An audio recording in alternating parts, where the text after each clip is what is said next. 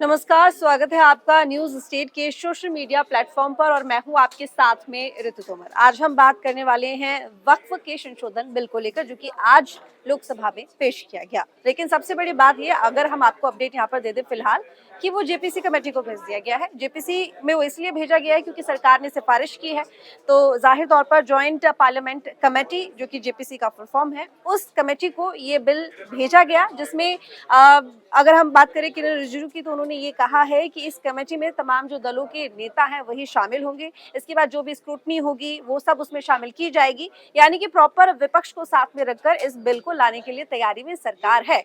लेकिन जब बिल पेश किया गया तो उसके बाद में काफी विरोध हुआ, खूब हंगामा हुआ है सदन में। तमाम विपक्षी नेताओं ने इसको लेकर अपनी अपनी तरफ से राय दी है, कई तरह के सवाल भी खड़े किए हैं। मेरे साथ में मेरे सहयोगी यहाँ पर अरुण मौजूद है, जो कि बताएंगे कि आखिर कौन से नेता की तरफ से क्या बयान आया है और कौन सा दल क्या कहकर इस बिल का विरोध कर रहा है। बिल्कुल।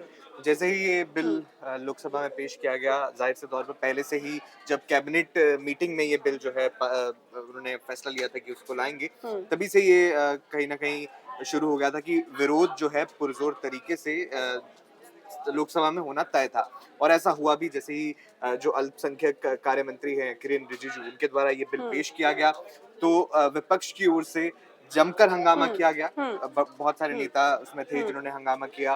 असदुद्दीन ओवैसी ने कहा, एएमआईएम जो चीफ है, उन्होंने कहा कि ये सरकार जो है टारगेट करके ला रही है स्पेशली बिल। सपा नेता अखिलेश यादव की तरफ से भी यही बात कही गई। तो कुल मिलाकर जो है हंगामा होना तय था। और जैसे ही ये बिल पेश किया गया तो ऐसा ही देखा हमने कि हंगामा हुआ भी। बिल्कुल। और सुप्रिया सुले की अगर हम यहाँ पर बात करें तो उन्होंने तो साफ ये कह दिया कि हमें तो मीडिया से पता चला है कि बिल आ भी रहा है। बिल्कुल। हालांकि उसके बाद तुरंत उनको टोका यहाँ पर अध्यक्ष ने।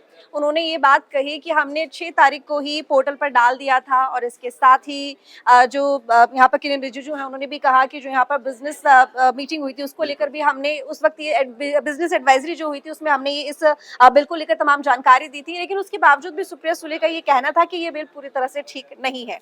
तमाम विपक्षी नेताओं का एक तरफ से कह सकते हैं कि स्टैंड यही है कि ये जो बिल है अल्पसंख्यकों को दबाने के लिए है, मुस्लिमों को दबाने के और लिए एक ये पॉइंट भी वो उठा रहे हैं कि जब ये बिल लाया जाना था, बिल जब लाया जाता है तो डिस्कशन होता है कि ऐसा बिल लाना चाहिए या नहीं लाना चाहिए। तो बड़े सारे संस्थानों को इसमें इन्वॉल्व किया जाता है, बड़े सारे पार्टीज को इसमें इन्वॉल्व किया जाता है कि ये बिल हम लाएं, क्यों ला रहे हैं। लेकिन जो विरोध कर रहे हैं उनका ये कहना है कि इसमें कोई डिस्कशन नहीं हुई। ये सरकार जो है अचानक से उन्होंने ये पारित किया। हालांकि ये तो मुद्दे में रहा ही है मोदी सरकार के की इस तरह से जो है कई बीजेपी नेता कई ऐसे बयान देते रहे हैं। लेकिन विरोधियों का ये कहना है कि इस पर कोई डिस्कशन नहीं हुई, सीधा उन्होंने पार्लियामेंट में पेश कर दिया। इसी वजह से हमें जमकर हंगामा भी देखने को मिला।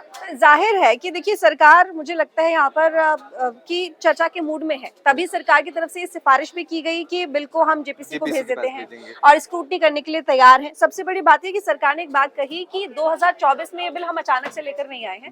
2014 से जब से हम आए हैं तब से इस बिल पर काम हो रहा है। एक एक पॉइंट जो हम यहाँ पर चेंज कर रहे हैं, या अमेंडमेंट हम इसलिए लेकर आए हैं क्योंकि जो पॉइंट हम चेंज कर रहे हैं, जो संशोधन हम कर रहे हैं, हमने तमाम लोगों से बात की है, क्योंकि हमारे पास आवेदन आते रहे हैं। तमाम जो मुसलमान हैं उन लोगों की तरफ से मेरे पास में लोग आए कल रात को, लेकर उन्होंने कहा कि कई ऐसे सांसद रहे हैं जो कि मेरे पास आकर ये बात उन्होंने बोली है कि आपने बहुत अच्छा किया कि आप ये बिल लेकर आ रहे हैं। मैं उनका नाम नहीं लूंगा क्योंकि उनका पॉलिटिकल करियर खराब होगा, बकायदा उनकी तरफ से स्टेटमेंट रहा। लेकिन सबसे बड़ी बात यहाँ पर यह है कि सदन में आप हंगामा कर रहे हैं, लेकिन राहुल गांधी भी चाहते हैं कि ये बिल आना चाहिए। देखिए, किरण रिजिजू का भी यही कहना था, जो हम बिल ला रहे हैं उसमें ज्यादा बदलाव नहीं है। जो उसका पुराना स्वरूप था, जो 1995 वाला जो स्वरूप था, जिसमें जो बदलाव किया गया था, 55 वाला 95 वाला था, 95 वाला जो लेके आए थे, उसी स्वरूप में वापस ले जा रहे हैं। क्योंकि 2013 में उनके मुताबिक बोर्ड को काफी ज्यादा शक्तियां दे दी गई थी, जो कि जिसका लगातार विरोध भी देखने को मिला था। हम सिर्फ जो 2013 में जो है बदलाव किए गए थे इस बिल में, उसको वापस लेके जा रहे हैं। और भी लगभग 40 संशोधनों की बात की गई है इस पूरे बिल में। और उसमें से हाइलाइट्स यही हैं कि सबसे पहले तो जो महिलाओं का पार्टिसिपेशन है उसे बढ़ाने की बात की गई है। नॉन मुस्लिम मेंबर्स हैं जो बोर्ड में, उन्हें ऐड करने की बात की गई है। इसी के साथ साथ जिनकी संपत्ति पे विवाद है, जो विवादित संपत्ति है, उसके खिलाफ अपील करने के लिए जो है कोर्ट में अपील की जा सकती है, ये भी हाँ, एक जो है बिल्कुल संशोधन लेके आ ये रहे हैं। आपने बिल्कुल ठीक कहा यहाँ पर, क्योंकि अब जब इसके लिए कहा जाता है कि आप कोर्ट में आगे अपील नहीं कर सकते हैं, तो इसके लिए जो इनके जो मेंबर्स होते हैं उसमें गैर मुस्लिम और जो अधिकारी होते हैं वो सब उसमें शामिल होते हैं, तो उसको लेकर भी उन्होंने कहा कि आप उसमें 3 लोगों के पैनल की जगह पर 2 लोगों का पैनल होगा, जिसमें एक न्यायिक होगा और एक टेक्निकल होगा। बिल्कुल। टेक्निकल इसीलिए क्योंकि बदलाव होना चाहिए, चीजें बदल गई है, डेवलपमेंट हो रहा है, टेक्निकलिटी की अगर हम बात करें तो हर चीज टेक्निकल है, तो ऐसे में इस पर भी ये चीज होनी चाहिए। और जो आप बदलाव की अभी यहाँ पर बात कर रहे थे कि चेंजेस क्या हुए, अमेंडमेंट सबसे पहले 1955 में आया था, उसके हाँ, बाद 1995 और 1900 यहाँ पर 2013 में 13 में अमेंडमेंट बदलाव हुआ। किया है। तो अभी उनका ये कहना है कि जो 1955 में रहा है हम एज इट इज स्वरूप को वापस लेकर आ रहे हैं, क्योंकि 1995 में जो अमेंडमेंट किए गए और 2013 में जो उससे अमेंडमेंट उसकी शक्तियां किए काफी गए, ज्यादा बढ़ा दी शक्तियां गई, बहुत ज्यादा उन्हीं को बढ़ा दी सीमित गई। करने की बिल्कुल, जो है कोशिश इस इसके बार साथ ही यहाँ सरकार की पर ओर से की किरेन जा रही है। रिजिजू ने एक और एग्जांपल दिया तमिलनाडु को लेकर, बिल्कुल। जिसको लेकर अक्सर ये चीज सामने आती है कि लोग ये कहते हैं कि अफवाहें फैलाई जा रही हैं वक्फ बोर्ड को लेकर, ऐसा कुछ नहीं है कि वो किसी की निजी जमीन को अपने कब्जे में कर ले, लेकिन वहां पूरे गांव की जमीन को अपना बना लिया, उस पर काम करने लगा। इस तरह के कई मामले उन्होंने दिए और उसको लेकर उन्होंने अखिलेश यादव के ऊपर भी सवाल उठाया। ये शिकायत बिल्कुल, वक्फ बोर्ड के जो मेंबर्स हैं उनकी भी है। वो कह रहे हैं कि सरकार जो है हमारी छवि को गलत तरीके से पेश करने बिल्कुल। की जो है वो एक तरीके से गलत तरीके से उनकी छवि को दिखाया जा रहा है। वो कह रहे, उनका कहना है कि ऐसा कोई कानून जो है बदलाव नहीं किया गया था कि वो किसी भी संपत्ति को अपना बता सकते हैं। इसके लिए भी पूरी प्रक्रिया है। हालांकि जो है विवाद पूरे इसी के ऊपर था कि वक्फ बोर्ड जो है किसी भी संपत्ति को खुद जो है घोषित कर सकता है कि ये वक्फ की संपत्ति है, और जिसकी जमीन होगी उसको ये जाके साबित करना होगा कि ट्राइब्यूनल में साबित करना होगा कि ये उसकी जमीन जो है ये नहीं है, उसकी जमीन है। तो ये एक बहुत समस्या थी। इस वजह से जो है काफी सारे केसेस हमने देखे ट्राइब्यूनल में पेंडिंग रहते थे। बहुत सारे हजारों केसेस अभी भी जो है इस ट्राइब्यूनल में पेंडिंग है। कोर्ट में अपील की जो बिल्कुल, है एक छोटा सा एड ऑन और, क्योंकि हजारों केसेस पड़े हुए हैं, लंबा वक्त लग जाता है और उन पर फैसले नहीं आते। ये जो बिल आएगा इसमें ये साफ है कि आपको 90 दिनों के अंदर अंदर अपील करनी होगी और 6 महीने के अंदर आपका फैसला आ जाएगा। तो जो मामले लटके रहते हैं लंबे लंबे, वो अब नहीं लटके रहेंगे और महिलाओं की सहभागिता अब होने वाली है। देखिए, विपक्ष का ये भी कहना था कि इस बिल के तहत जो मुस्लिमों का है वो हक छीना जा रहा है, लेकिन किरण रिजिजू ने संसद में जवाब दिया कि नहीं, इस बिल के थ्रू वो किसी का हक नहीं छीन रहे हैं, बल्कि इसमें महिलाओं की पार्टिसिपेशन वो बढ़ा रहे हैं। बिल्कुल। देखिए, महिलाओं ये काफी बार हमने देखा कि महिलाओं की तरफ से ये कहा गया कि उनकी पार्टिसिपेशन वक्फ बोर्ड में नहीं है, तभी तो वक्फ बोर्ड के स्ट्रक्चर को जो है पूरी तरह से चेंज करने का ये बिल सरकार की ओर से लाया जा रहा है। बिल्कुल, बिल्कुल। और इसके साथ ही एक बात और, जैसे वोहरा, पसमानदा, ये तमाम जो बिल्कुल। मुस्लिम हो गए हैं, शिया मुस्लिम हो गए हैं, उनकी तरफ से कई बार वक्फ बोर्ड को लेकर शिकायत भी की गई है। उनकी तरफ से कहा गया है कि बहुत से ऐसे लोग हैं, क्योंकि गरीबों के लिए वक्फ बोर्ड बना है, उनके कल्याण के लिए वक्फ बोर्ड बना है, लेकिन होता ये है कि किसी का कल्याण नहीं होता, बल्कि दूसरे लोग ही मलाई खा रहे होते हैं। और उसी कंट्रोल को, जो कंट्रोल है वक्फ बोर्ड का लोगों के ऊपर और मनमानी करने का, उस कंट्रोल को और भी ज्यादा टाइट करने के लिए जो गवर्नमेंट है ये अमेंडमेंट लेकर आ रही है, ताकि एटलीस्ट संविधान को जो बचाने वाली बात यहाँ पर हो रही है, संविधान को बिगाड़ने वाली बात हो रही है विपक्ष की तरफ से, वो बिल्कुल गलत है। उनका कहना है कि ये एक संस्था है और संस्था अगर मनमाने तरीके से काम करेगी तो उसे कंट्रोल करना होगा। जिस तरीके से एग्जाम्पल देंगे विपक्ष के नेताओं की तरफ से कि क्या मंदिर में कोई भी मुस्लिम व्यक्ति आप बैठाते हैं कमेटी में? नहीं बैठाते। क्या गुरुद्वारे में किसी मुस्लिम व्यक्ति को आप बैठाते हो? नहीं बैठाते। लेकिन आप यहाँ वक्फ बोर्ड में चाहते हो कि कोई गैर मुस्लिम बैठे, जो कि ठीक नहीं है, जिसको लेकर केंद्रीय मंत्री ललन सिंह हैं, जिन्होंने बहुत अच्छा आंसर भी दिया। उन्होंने कहा कि देखिए, ये कोई मंदिर नहीं है, कोई मस्जिद नहीं है, बल्कि ये यहाँ पर बात हो रही है एक संस्था की, और संस्था को आप कैसे कंपेयर कर सकते हैं किसी मंदिर से? तो गैर मुस्लिम और मुस्लिम का तो सवाल ही पैदा नहीं होता। इस पे ओवैसी का ये कहना था कि वक्फ एक पब्लिक प्रॉपर्टी नहीं है जिसको आप इस तरह से ये बिल ला रहे हैं उसको अमेंड करने के लिए। ये मुस्लिम्स का जो है पर्सनल एरिया है, और यही पूरा विवाद है। हमने देखा कई सारे जो नेता हैं, कई सारी पार्टियां हैं, एक सुर में जो इस बिल के विरोध में आई। उसमें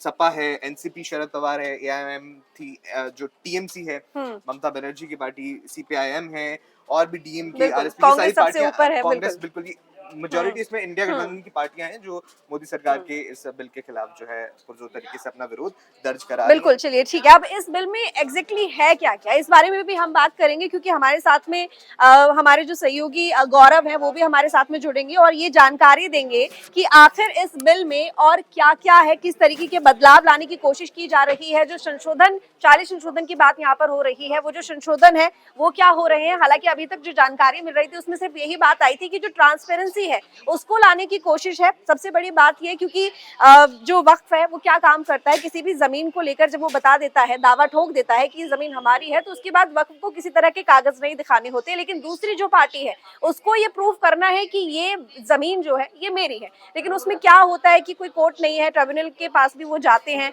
तो उस फैसले को रिव्यू करने के लिए आप आगे नहीं जा सकते हैं। तो होता ये था कि धांधली होती थी, लोगों को न्याय नहीं मिलता था, जो कि एक बड़ी समस्या थी। गौरव, मैं आपके पास आऊंगी क्योंकि जो ये बिल है अभी फिलहाल इसको जेपीसी में भेज दिया गया है, लेकिन किस तरह के बदलाव, क्या नियम इसमें? देखिए, मैं फिर से मैं वहीं जाना चाहूँगा, मैं 2013 के वो संशोधन में जाना चाहूँगा, क्योंकि कहीं न कहीं जो इस वक़्त खामियाँ दिख रही हैं वक्फ बोर्ड में, वो उसकी उत्पत्ति उस बिल के बाद से ही शुरू हुई थी।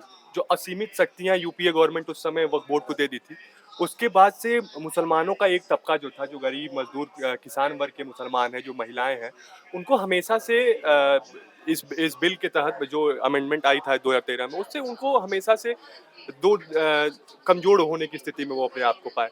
आप देखिए कि 30 से ज़्यादा वक्फ बोर्ड हैं, पूरे देश में संचालित हैं और 200 करोड़ से ज़्यादा की संपत्ति है, लेकिन उस पूरे कमेटी में आपको एक महिला नहीं दिखेंगी।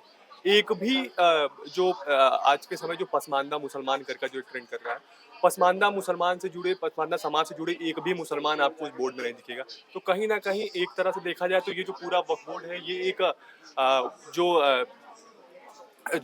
ऊँचे दर्जे के जो हैं, एक तरह से कहें जो ऊँची जाति के लोग हैं, जो मुस्लिम समाज में, उन्होंने इस पे पूरा कब्ज़ा कर रखा है। और जो मुझे लगता है कि इसमें तो संशोधन करना एकदम अनिवार्य था। आप देखिए कि आप एक लोकतांत्रिक देश में रह रहे हैं, आप एक सेक्युलर देश में रह रहे हैं, जहाँ संविधान सर्वोपरि होता है। लेकिन आपके पास ऐसी शक्तियाँ दे दी गई हैं कि आप संविधान से ऊपर हो गए हैं। बिल्कुल। आप कैसे इस एक लोकतांत्रिक देश में आप कैसे ये कर सकते हैं कि ये हमारी ज़मीन है, और जब अगर आपको अपनी ज़मीन साबित करनी है, आप कोर्ट में जाइए।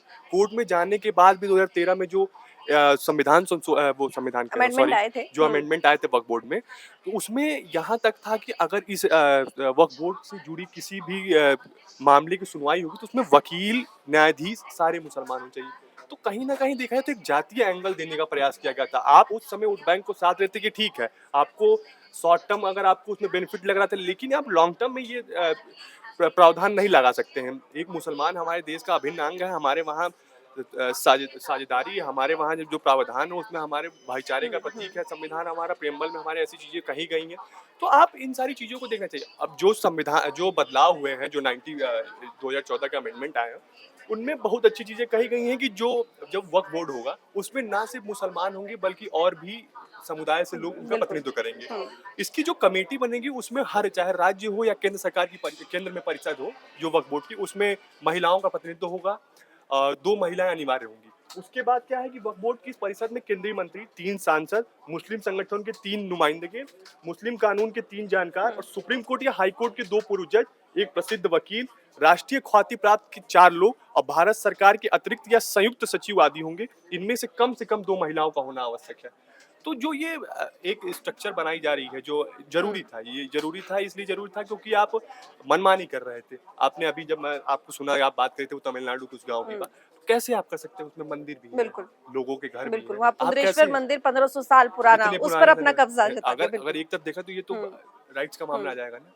बिल्कुल। दंगे भड़काने की बात आ जाएंगी। आप 1500 साल पुराने मंदिर पे आप अपना अधिकार जमा रहे हैं, कैसे हो सकता है? चीजों को औचित्य की अब बात फिर नहीं उस है। मंदिर के सबूत कोई कहाँ से लाए? कोई फिर सबूत कागज कहाँ से से? लाए? अब बिल्कुल, हाँ। किसको खोजा जाए कि भाई कागज लाओ? तो चीजें तो बड़ी स्पष्ट हैं कि मुझे ऐसा लगता है कि इस जो ये अमेंडमेंट आया है, इसको स्वागत करना चाहिए और चीजें जो हैं वो अब धीरे-धीरे सही हो रही हैं। ऐसा ज़रूरी था लाना, क्योंकि इतना असीमित अधिकार किसी चीज़ को नहीं देना चाहिए, क्योंकि आप एक संवैधानिक देश में रहते हैं, आप लोकतंत्र में रहते हैं, तो आपको ऐसी चीज़ों से बचना चाहिए, किसी भी धर्म के लिए। बिल्कुल। और जहाँ तक है ये ठीक भी है क्योंकि उसका कारण ये है आप मनमानी नहीं कर सकते और आपसे कोई जमीन छीनी नहीं जाएगी, बल्कि जो दिक्कतें हैं, जो मामले पेंडिंग पड़े हुए हैं, जो समस्याएं हैं, जो विवाद होते हैं जमीनों को लेकर, वो खत्म हो जाएंगे क्योंकि उनको एक डायरेक्शन मिलेगा, लोगों को न्याय मिलेगा। सरकार का सीधे सीधे ये कहना है कि हम यहाँ पर वोट बैंक के लिए कुछ नहीं कर रहे हैं, बल्कि जो गरीब लोग हैं उनके कल्याण के लिए हम ये बिल लेकर आए हैं, जो कि बहुत जरूरी है और इस वक्त की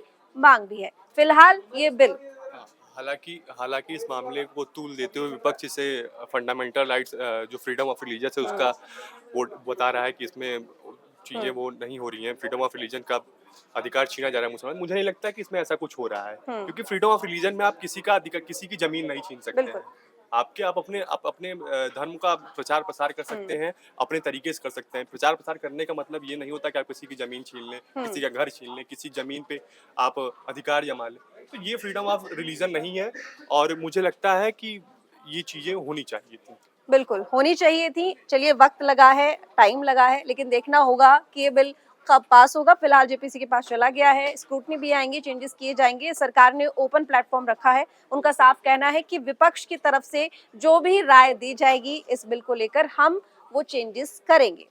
खैर, आपको जानकारी कैसी लगी और वाकई में ये बिल क्या ठीक है, संशोधन बिल जो सरकार लेकर आ रही है, आप इस बिल को लेकर अपनी क्या राय रखते हैं, कमेंट करके जरूर बताइएगा, लाइक कीजिएगा, शेयर कीजिएगा। धन्यवाद।